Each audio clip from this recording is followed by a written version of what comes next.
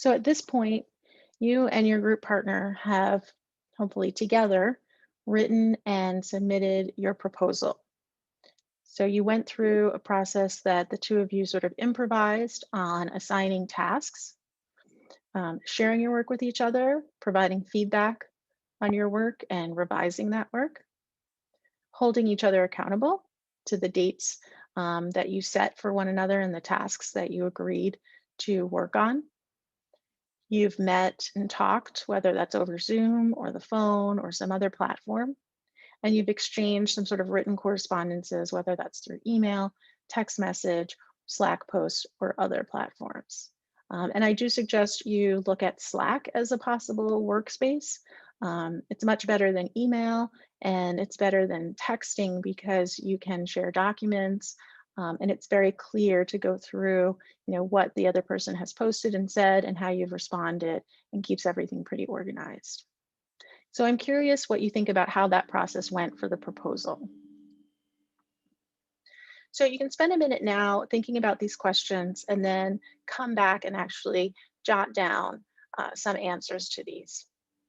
So the process you just went through for writing the proposal, what worked well for the writing, researching, and revising process?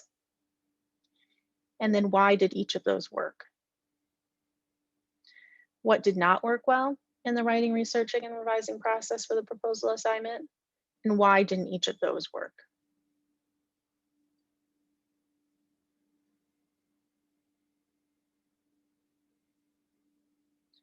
So hopefully you've gotten just a few ideas that have popped into your head.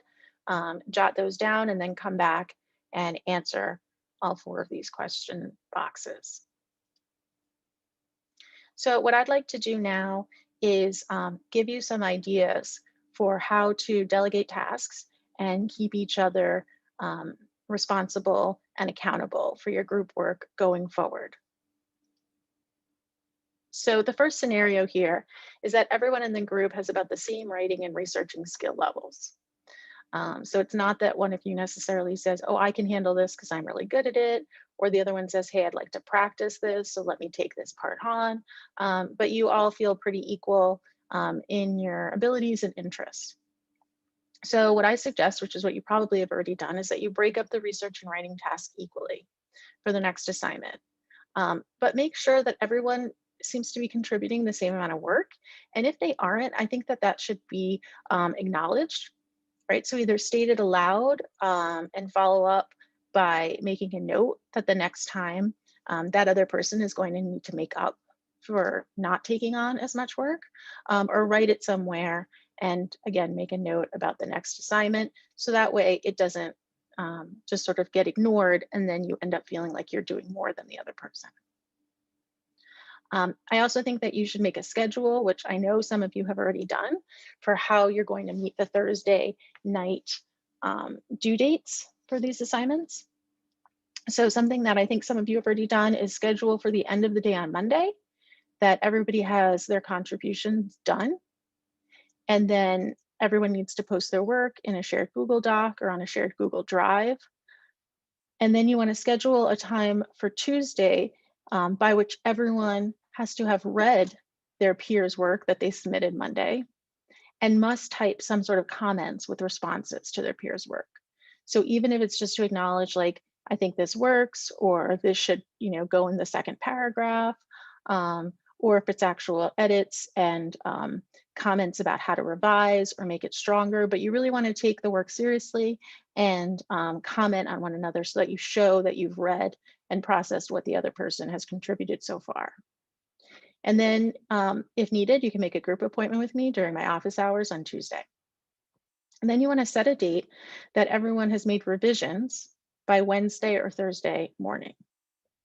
And then review and revise each other's work so that you're compiling it all into one document and making sure that it flows, fix any errors, download it, and then give yourself more than enough time to review it and submit by 11 p.m. And if needed, you can book an appointment with me during my office hours on Thursday. So maybe there's one group member in this scenario whose writing skills are not their strongest skill. And they've acknowledged that. So then one way that you might want to set up the work is that the member who has weaker writing skills um, does the first take at actually writing a detailed outline and or draft of the assignment. So it might seem counterintuitive, but if their writing skills aren't as strong, then they need to contribute somehow into the writing because they need to practice their writing skills. So rather than having them sit out and not do any writing, have them do the first take, which is always going to need revision anyway, right? So have them do either a detailed outline, not something that's just very skeletal that doesn't really help or contribute. And then when they're done, plenty of days ahead of when the assignment is actually due, the other member who has somewhat stronger writing skills goes in and revises what the other member wrote. And then don't just submit and move on, but have a final conversation about the document. That way, the peer who started can understand the changes that were made and why they were made so that they're learning how to build and develop their writing skills.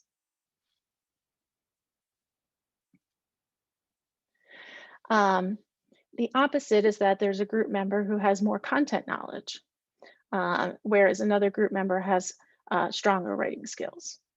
Right? So someone who understands the concept of the game or understands the concept of how to put together the game, and so feels better equipped writing about the research or whatever it may be content-wise. And then the other group member says, well, I have somewhat of an understanding, but it was your idea, but I know I can really help with the writing part of it. So in that sense, you're actually going to do the opposite. So the member who has more content knowledge is going to do the first take at writing the document. Then the member who has the stronger writing skills revises it. And then the original drafter, the one with more content knowledge, goes back in and ensures that any revision and changes that were made didn't alter the correct meaning of the text. So none of that content accuracy is not, so that it's not lost. And then again, you want to have a final conversation about the document before submitting so that everybody understands what changes were made and why.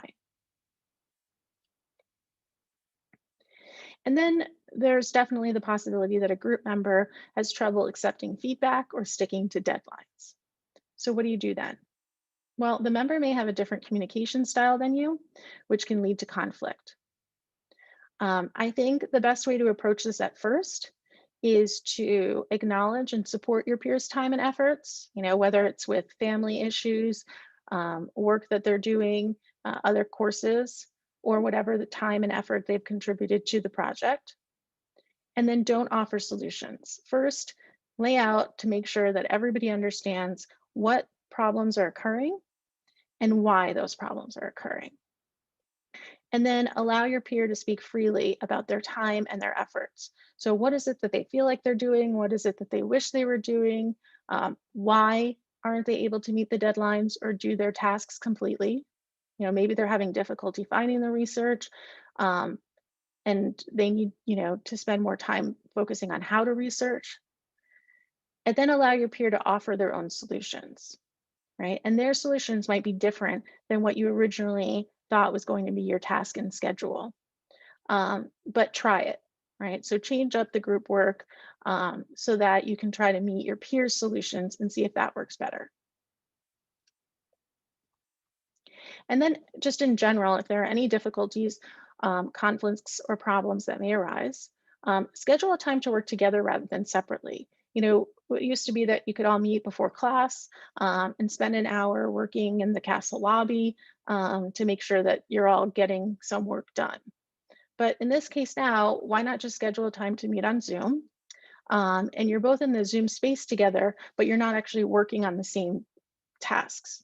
So you're working on your individual tasks separately, but you're sitting in that Zoom space together for a set amount of time. And that way, if any questions arise, at least you're there to ask and answer, and you're also holding each other accountable, which is helpful. And then before you leave that working space, decide together what the next steps are going to be and schedule a due date for each other's next steps. And you can do a similar process if you make a synchronous appointment with the Writing Center. So you can meet with a consultant at the Writing Center as an entire group. You can meet individually. And that also gives you an hour to make sure that you're spending that time on the project. because sometimes it can be really hard to find the motivation to schedule time to work. So some best practices for writing collaboratively mean that you should be building revision due dates and times into the task schedule and feedback due dates and times into the task schedule.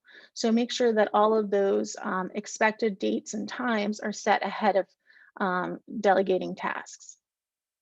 And then decide together on a revision process and make sure that you're following it. Use writing software such as Google Docs that keeps a history of revisions, and decide with your group members the structure and process of how you're going to show each other work. And then make sure that you're giving enough time to your peer to edit and revise and then discuss with you before you submit the final assignment.